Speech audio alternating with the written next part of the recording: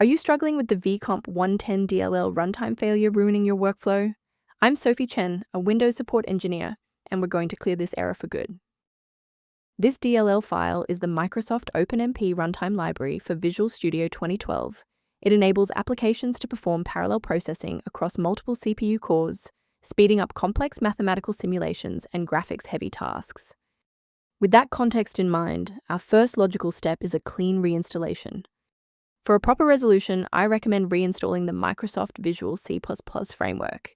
You can find the x86 and x64 installers for the Visual C++ redistributables on Microsoft's official site. Be sure to install both to ensure full compatibility. In the event the error remains visible, it indicates we need to verify the environment's ability to register new shared resources. A system reboot is a reliable way to clear away zombie processes that might be interfering with the vcomp110. It's a low-impact step that ensures your operating system is starting with a synchronized environment. Before you restart, please bookmark this video or click the like button so that it's waiting for you in your library for the next step. For a clean and stable recovery, it's important to stay within verified developer ecosystems.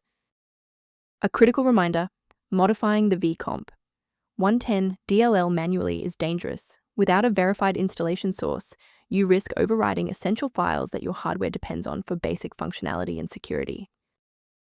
For a reliable way to monitor these specific library interactions, I've included a professional resource link in the description. Return to your project with a more stable environment by reviewing the maintenance-related resource linked below for the vcomp110 references. Thank you for trusting us with your system repair today. For more configuration tips and Microsoft Visual C++ error resolutions, don't forget to like and subscribe.